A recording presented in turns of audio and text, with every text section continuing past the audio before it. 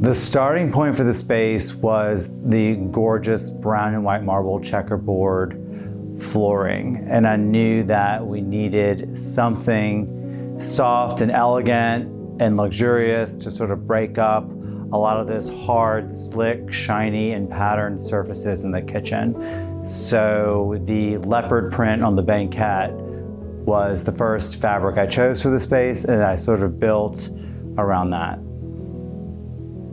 Hi, I'm Chad Graci. My firm is Graci Interiors.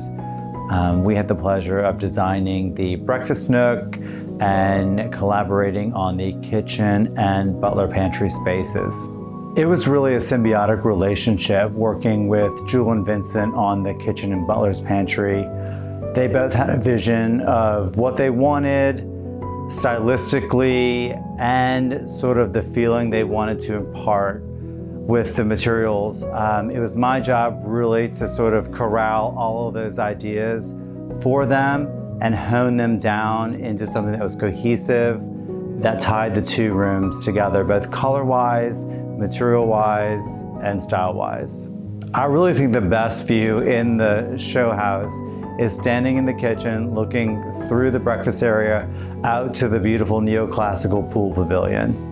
I think today clients are looking for kitchens that don't really feel like builder kitchens or spec kitchens or things that they see on Instagram or Pinterest day in and day out. I think people are looking for alternate uses of color in kitchens, unexpected materials, and even unexpected ways to store the essentials.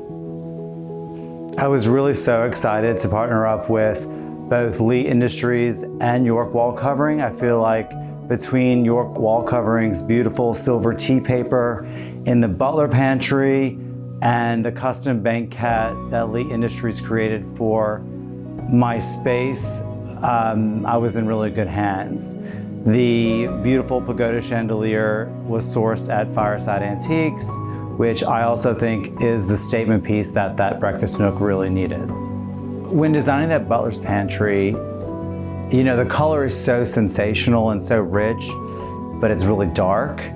And everything was sort of getting to be like brown and like mocha and nickel and serious and black. And I just kept thinking, what am I going to do on this wall that felt like it might actually belong in a Butler's pantry, but would give another color, another sense of like shine or sparkle or something three-dimensional, because you know it's a very difficult wall to hang pictures around an oval window.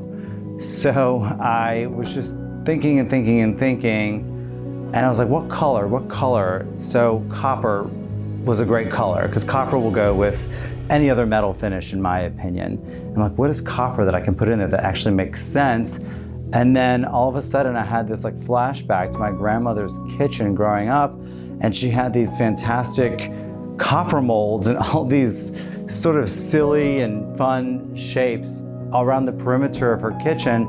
And I was like, that's it. I need something whimsical. Everything was getting so serious in that Butler's pantry. So I called my mother up and I said, Mom, you've got to go to grandmother's house and give me all of those copper molds. I need to use them in the space at the Flower magazine Showhouse. And of course, within a day, I had all the copper molds. I was really excited when I saw the design of the house itself, you know, the layout, the architecture. I really thought it was sort of next level for a lot of these new communities. So I'm really excited to be a part of such an incredible house. And I love the way that the rooms flow, but they're actually separated.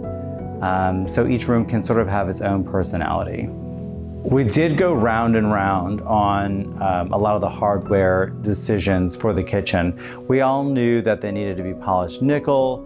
It just felt, that finish felt most at home with the color palette that we had gone with. So, and they had already purchased a couple of things for the kitchen in that finish, so I thought it best not to mix metals. I thought it was just such a huge kitchen, and there were so many details, it was best to stick with one. So we went through a couple of different iterations of different companies and hardware styles and finishes. My advice was to just keep it simple, keep it traditional, and keep the accents where they're most impactful. So the island has a lot of extra nickel kind of corner blocks, corner protectors.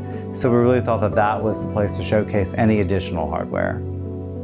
You know, I think during the process of designing the space, it was really important for me to have some area that was really evocative of my firm and my style. So, you know, a lot of the hard surfaces and things are really just, they are what they are. You choose them and you build on that. But so I really needed a lot of personality sort of in that breakfast nook, and I really wanted to feel like it was an oasis in a sea of marble and lacquer, and I hope that I achieved that. I'm pretty sure I did.